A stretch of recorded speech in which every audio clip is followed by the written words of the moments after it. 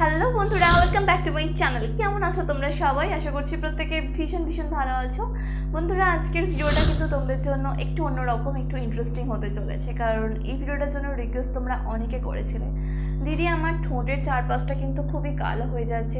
দিদি, আমার ঠোঁটের চারপাশটা এতটা কালো হয়ে গেছে, কোনোভাবেই সেটাকে আমি ঠিক করতে পারছি না। দিদি, আমার ঠোঁটের চারপাশটা এতটা কালো লাগছে, আমি কোনোভাবেই এটাকে হাইড করতে পারছি না, মেকআপ দিয়ে বলো, কোনোভাবেই মানে এতটা খারাপ লাগছে দেখতে, কি বলবো দিদি। আমার ঠোঁটের চারপাশটা এতটা ডার্ক হয়ে যাচ্ছে কেন, ধীরে ধীরে যেন মনে হচ্ছে ঠোঁটের চারপাশটা একদম পুরো মানে পুড়ে যাচ্ছে, কালো হয়ে যাচ্ছে।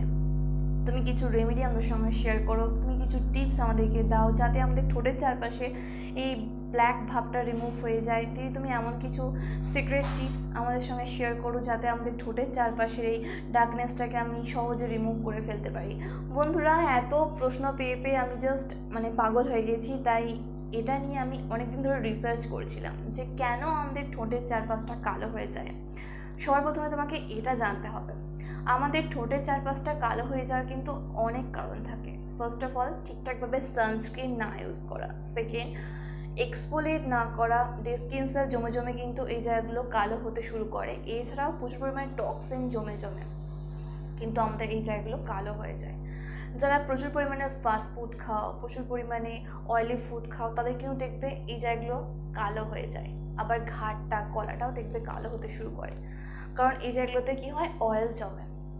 এর ফলে এই জায়গাটা পুরোটা একটা ডার্কনেস চলে আসে, একটা কালো একটা স্পট চলে আসে, দেখতে কিন্তু ভীষণ খারাপ লাগে। আমি জানি যাদের আছে তারা হয়তো এখনই আয়নার সামনে দেখছো, দিদি সত্যিই তো আমার জায়গাটা খুবই কালো হয়ে গেছে। বন্ধুরা, আর ভাবতে হবে না, কারণ আমি আজকে তোমাদের সঙ্গে এমনই একটা রেমেডি শেয়ার করতে যাচ্ছি যেটা খুব তাড়াতাড়ি তোমাদের ঠোঁটের চারপাশটা থেকে ডার্কনেসটাকে রিমুভ করতে সাহায্য করবে। তোমার মানে ফেসের অন্যান্য পার্টের মতো তোমার এই জায়গাটাও কিন্তু লাইটেন হয়ে উঠবে, স্কিনটা ইভেন টোন দেখাবে।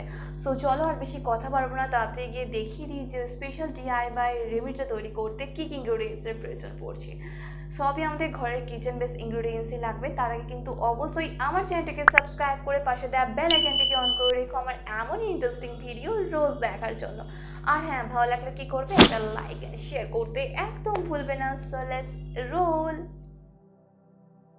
দেখো বন্ধুরা, আমি তোমাদের ক্যামেরায় দেখানোর চেষ্টা করছি যে আমার ঠোঁটের চারপাশে বেশ খানিকটা ব্ল্যাক প্যাচ পড়ে গেছে, মানে পিগমেন্টেশন স্পট চলে এসেছে। তাই এটাকে রিমুভ করার জন্য আমি একটা বোলের মধ্যে খানিকটা গরম জল নিয়ে নিয়েছি।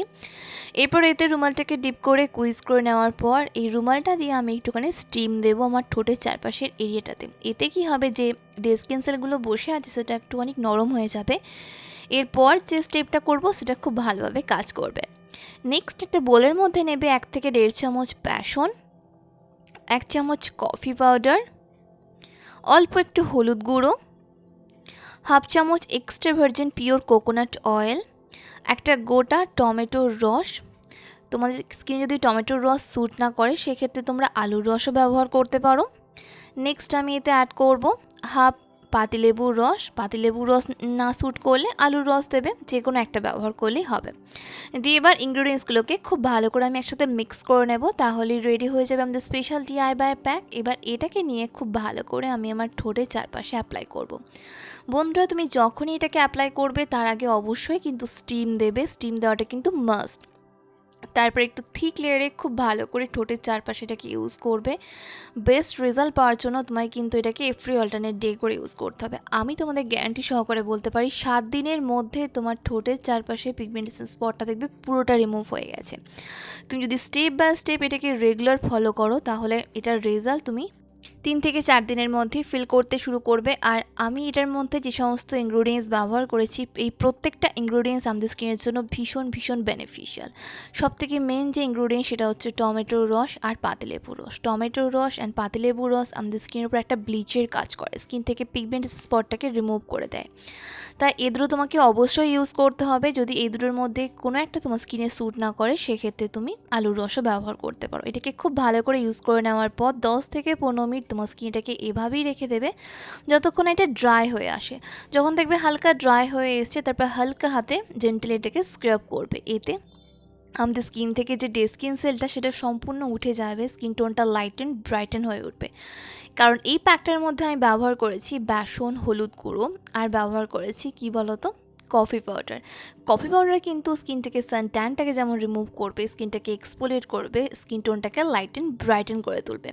তাই বেস্ট রেজাল্ট পাওয়ার জন্য তোমাকে কিন্তু এটাকে অবশ্যই এফডি অল্টারনেট ডে করে ইউজ করতে হবে। আর দেখতে পাচ্ছি বন্ধুরা রেজাল্ট তোমাদের সামনেই, আমার স্কিনটা কতটা ব্রাইট লাগছে।